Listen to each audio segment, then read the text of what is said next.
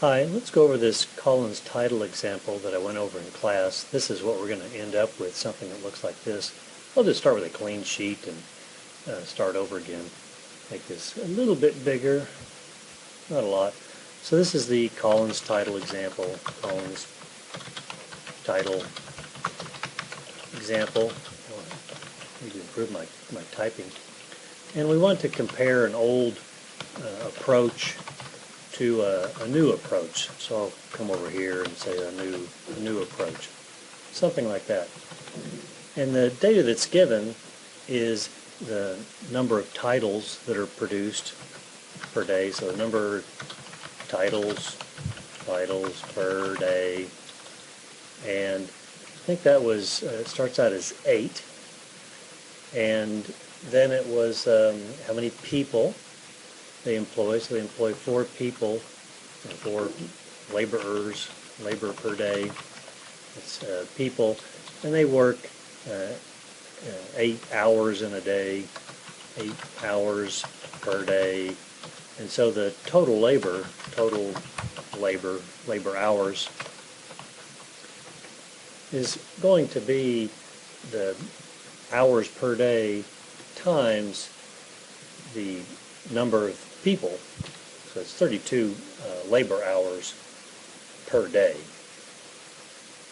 And we have some other data. So sometimes I color this in some fashion to indicate that that's data that's input, and then this is a calculated cell.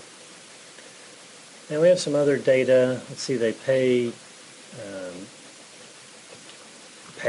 per day, I think is the way that they give it, and that's $640 per day. So you could calculate the pay per employee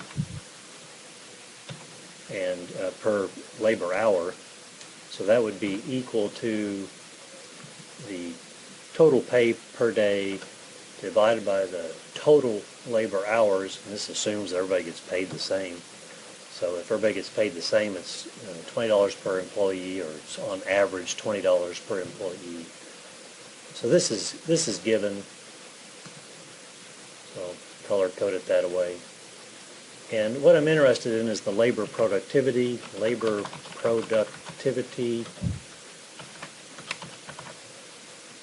And that is simply the output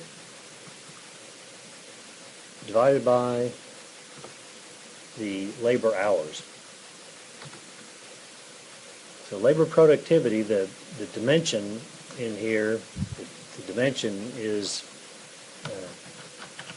titles per labor hour of input. So that's labor hour productivity. That's the idea. Now they also provide some information about the overheads, so we can do the multi-factor productivity too. I think the cost was $400 in overhead. So if I want to do the multi-factor productivity,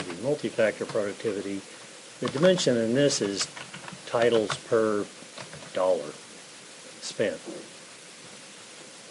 So I'm still producing 8 titles per day, but the amount of money that I'm spending to produce that 8 titles is my overhead plus my pay. So there's different ways to do this, but this is one way, and that is not a dollar format. It's not it's not a dollar, and this is a because of the precision displayed. I need to increase the precision displayed by enough. I think I could click on that.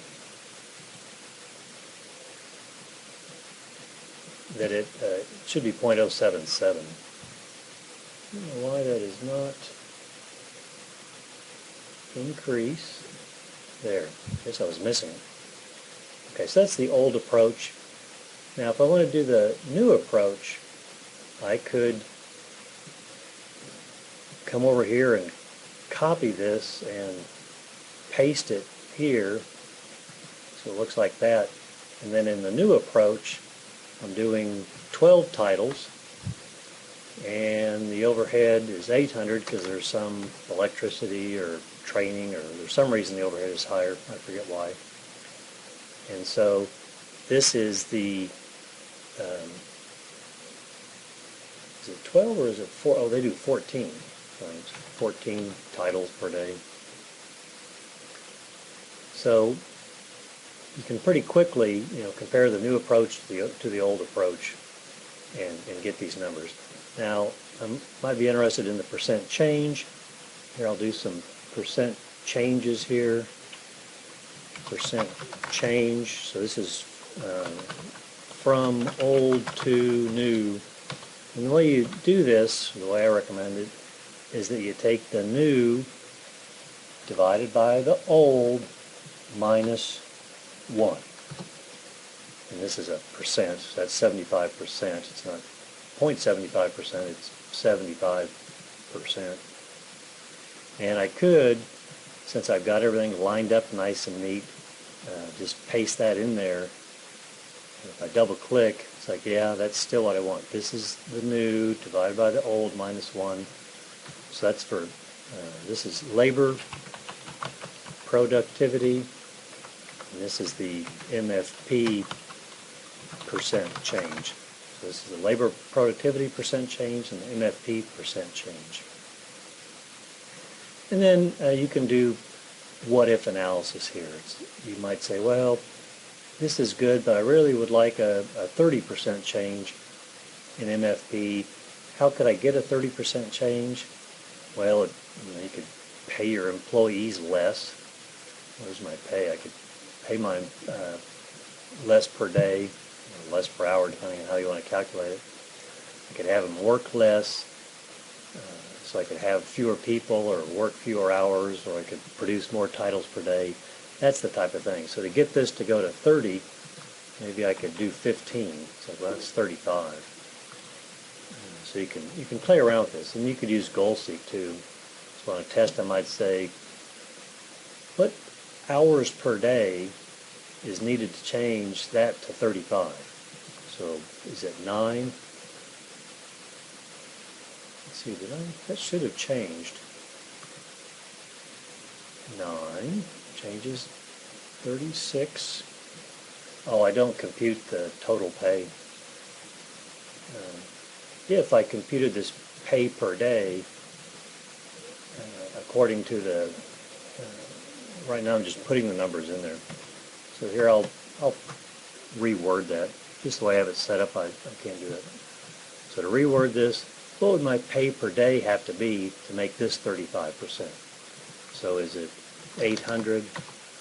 No, that is the wrong direction. Is it 400? No, that's too much. So you can use GoalSeek. That's under data, what-if analysis, GoalSeek. And what I want to do is set this to, I think it was 35%, I said, by changing how much I pay my employees per day.